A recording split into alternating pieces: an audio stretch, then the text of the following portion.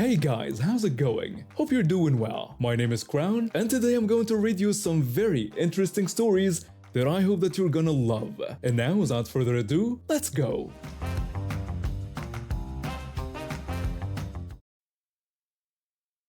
My husband and I had been married for about a year after dating for 4 years. We were comfortable but not wealthy by any means. Both of us work in education. I'm a high school English teacher and he's an academic advisor at the local university. We lived in a modest apartment, drove used cars, and were careful with our money.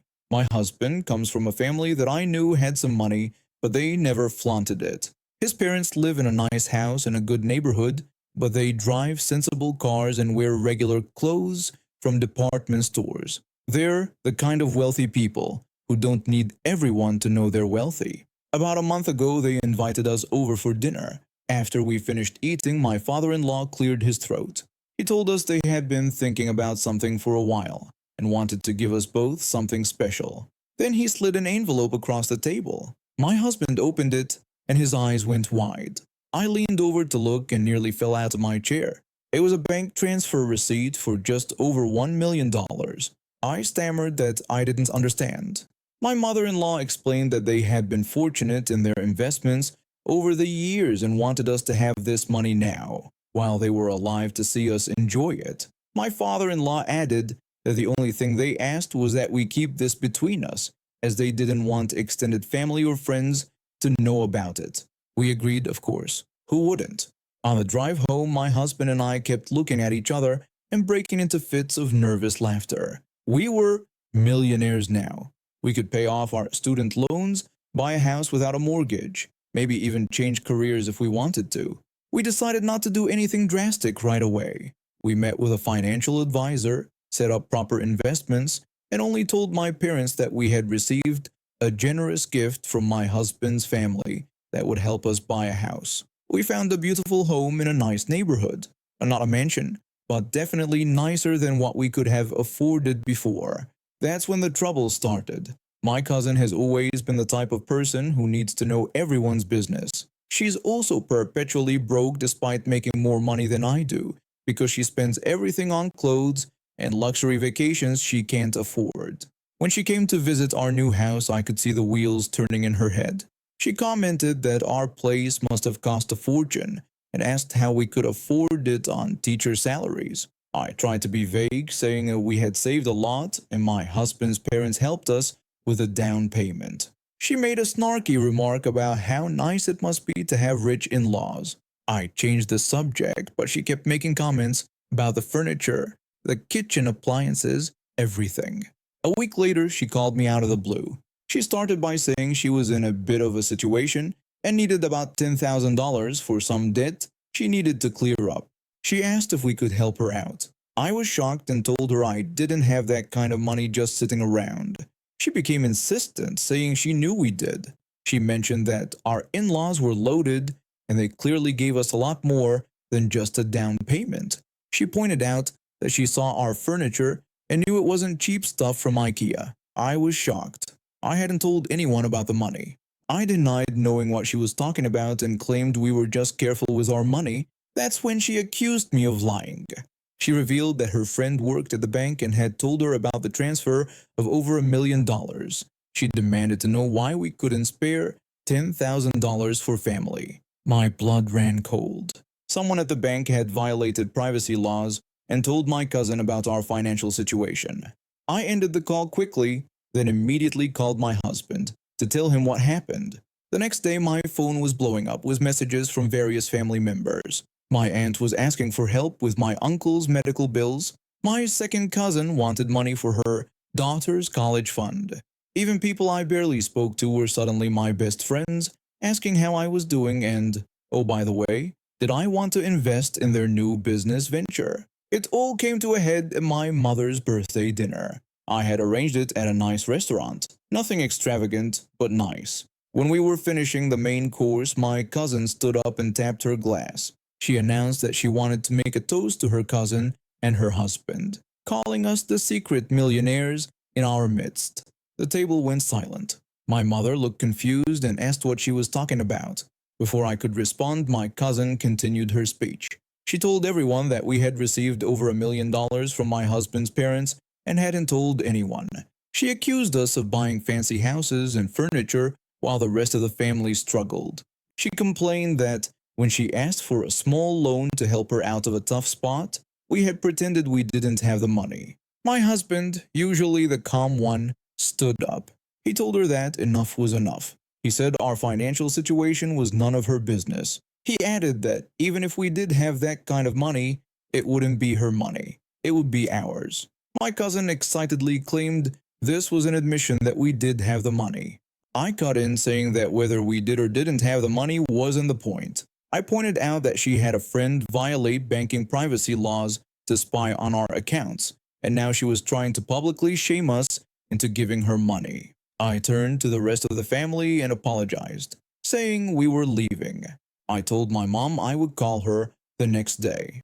As we walked out, my cousin followed us to the parking lot. She yelled that we couldn't just walk away and that we owed her. My husband turned around and coldly told her that we owed her nothing. He added that the bank might owe her an explanation about why she was going to be named in our complaint for a security breach. Her face went pale. The next day, I received an apology text from my cousin. She claimed she made up the story about the bank transfer, but the damage was done.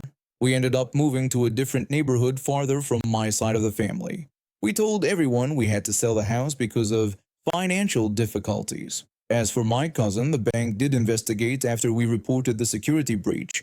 Her friend was fired, and my cousin suddenly stopped talking about us having money. She's now telling everyone that we're actually in debt and the house was all for show.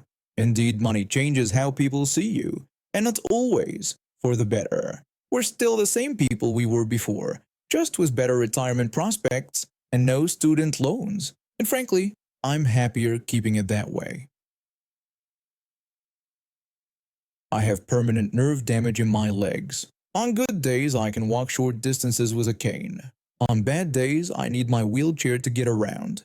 Getting my disability placard was actually a relief because it meant I could park closer to entrances and save my limited energy for the things that mattered. Last Tuesday was definitely a bad day. My legs were aching more than usual, and I had to use my wheelchair. I needed to pick up some prescription medication from the pharmacy, which normally wouldn't be a big deal. I have my van with a wheelchair ramp, and I've done this errand hundreds of times. When I pulled into the pharmacy parking lot, I noticed there were only 2 handicapped spots, and one was already taken by a shiny red SUV. I was relieved to see the second spot was open, so I pulled in and started the process of deploying my wheelchair ramp. That's when I noticed the red SUV didn't have a disability placard or a license plate. This happens all the time, and usually I just mind my own business, but today I was feeling frustrated. Maybe it was the pain, maybe it was the fact that the other space could have been taken by someone who actually needed it. When I was getting situated in my wheelchair, a woman walked out of the pharmacy carrying a small bag. She was heading straight for the red SUV. I called out to her, asking if she was aware that she had parked in a handicapped space. She looked at me, then at her car, and shrugged. She responded dismissively that she was only going to be a minute and questioned what the big deal was. I explained that the big deal was that these spots are reserved for people who need them, like myself. She looked me up and down, then rolled her eyes. She sarcastically remarked that now that she was done, I could have my precious parking spot. I told her that wasn't the point. I explained that someone else who needed the spot might not have found one because she decided the rules didn't apply to her. I know I should have just let it go. She was leaving anyway. But something about her dismissive attitude really got under my skin. She told me impatiently that she didn't have time for this conversation and that she had places to be. I pointed out that it would have taken her the same amount of time to park in a regular spot and accused her of being lazy and entitled. Her face turned almost as red as her SUV. She demanded to know who I thought I was, asking if I was the parking police. I replied that I was just someone who actually needs these spaces to function in daily life. She yanked her car door open and got in, slamming it shut. I started wheeling toward the pharmacy entrance when I heard her engine rev loudly. To my absolute shock, she accelerated forward and deliberately rammed into the handicapped parking sign at the front of her spot. The metal pole bent and the sign crashed to the ground with a loud clang. She got out of her car with a smug smile on her face. She declared triumphantly that now there was nothing saying it was a handicapped spot. I was speechless. Had she really just committed property damage because she couldn't admit she was wrong? I asked her if she was insane, pointing out that she had just destroyed property because she couldn't admit she was wrong. She challenged me to prove it. That's when I heard the sound of a car pulling up behind us. We both turned to see a police cruiser with its lights on. The timing couldn't have been more perfect. Two police officers stepped out looking confused at the scene before them. A woman in a wheelchair, an angry woman standing next to a car, and a handicapped sign lying on the ground. The first officer asked what was going on. Before I could answer, the woman jumped in. She claimed that I was harassing her for no reason and that she was just trying to leave. I explained that she had parked in a handicapped spot without a placard, and when I called her out on it, she deliberately ran over the sign. The woman scoffed and insisted that my claim was ridiculous.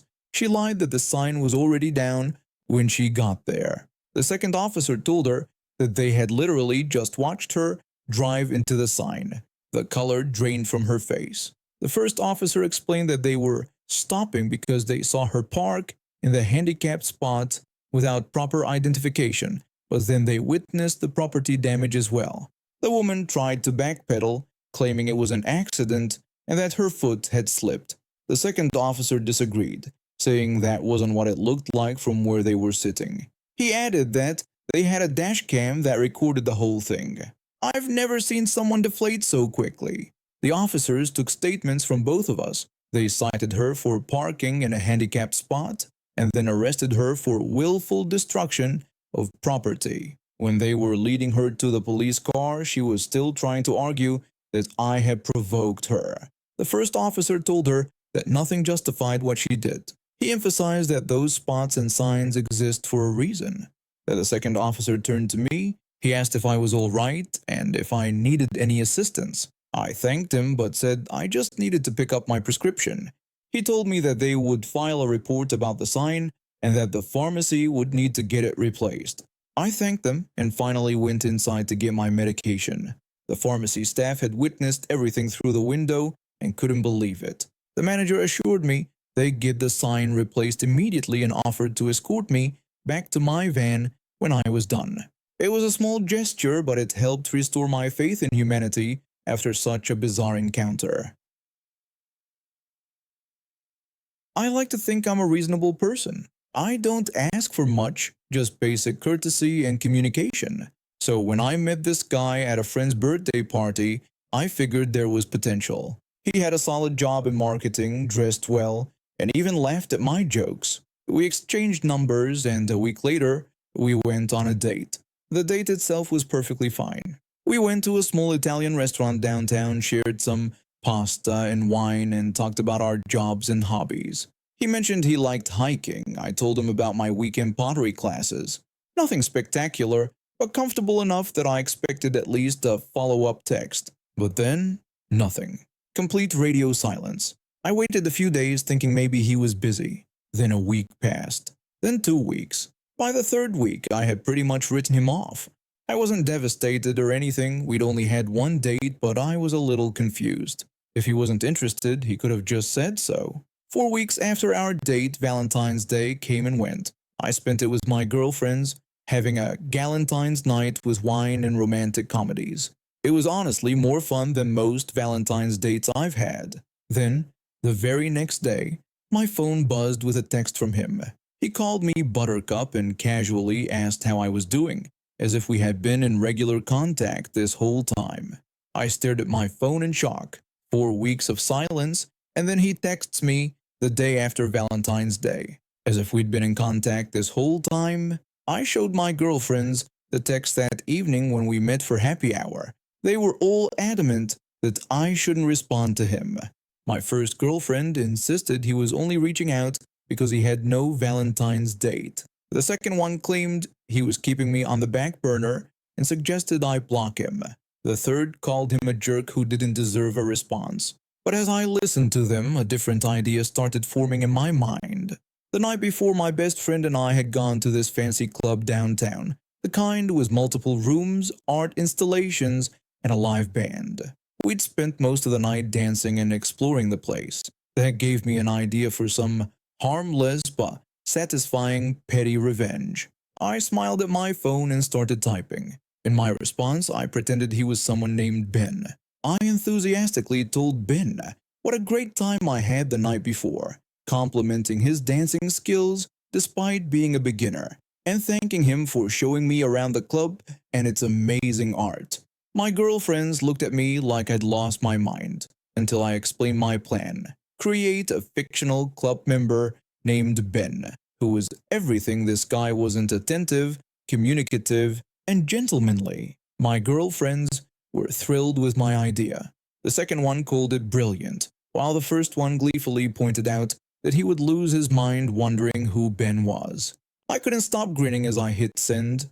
The message was delivered, and then read. He'd seen it immediately, but no response came right away, which made it even better. I could picture him staring at his phone trying to figure out who this Ben character was. Later that night, I decided to double down. After all, what made my imaginary Ben so special wasn't just that he danced with me at a club. It was that, unlike some people, Ben knew how to follow up after meeting someone. So I sent another text, feigning embarrassment and explaining that I'd just received a text from the real Ben. I then asked if this was actually Anthony from my yoga class. This time I saw the three dots appear immediately. He was typing, then stopping, then typing again, but no message came through. Finally, the dots disappeared completely. Left unread. Perfect. 3 days have passed now, and I haven't heard anything back. My girlfriends and I have had a good laugh about it, creating more and more elaborate backstories for the fictional Ben. He's now a pediatric surgeon who volunteers at animal shelters on weekends and makes his own pasta from scratch. Do I feel bad about my little deception? Not really. It was a harmless way to make a point to someone who thought he could just disappear and reappear in my life whenever it was convenient for him. The funny thing is, this whole experience has actually been liberating. I used to worry about what guys thought of me after dates, analyzing every text or lack thereof. But creating fictional Ben helped me see how ridiculous the whole dating game can be sometimes. And honestly, I feel great. Maybe I'll meet a real Ben someday. Someone who actually texts back within a reasonable time frame and doesn't try to use me as a backup plan. But until then, I'm perfectly content with my friends, my pottery classes, and the occasional bit of petty revenge when it's well deserved. I've been in the restaurant industry for about 8 years now. Kitchen work is no joke. Long hours, hot temperatures, and constant pressure.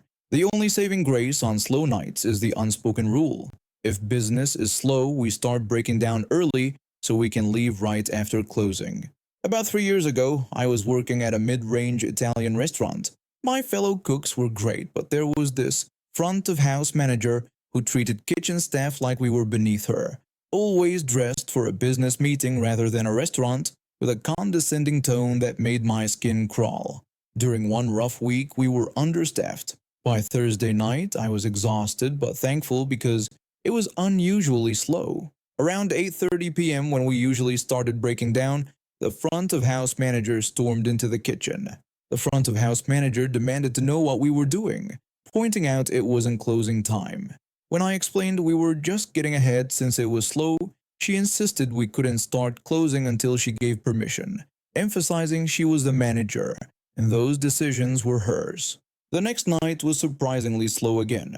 By 9 p.m., the dining room had only 2 tables left, and servers were already preparing for the next day. But instead of breaking down, the 4 of us cooks just stood around doing nothing meaningful. By 9:45 p.m., all customers had left, but we kept waiting. The manager came in, confused why nothing had been broken down. Our head cook explained we were following her instructions, waiting for her permission to start.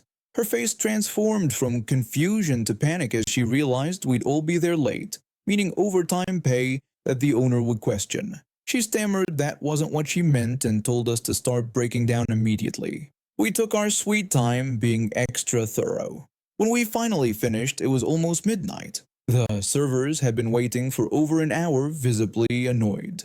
The look on the manager's face when she realized she had to explain the overtime. Insane. The following week, the manager approached us with a different attitude. She suggested returning to our previous system where we could start breaking down early during slow periods. Surprisingly, she improved over the months. She started asking questions instead of making demands and even helped when we were busy. Turned out she was just a bored housewife with some restaurant experience who initially thought management meant being bossy.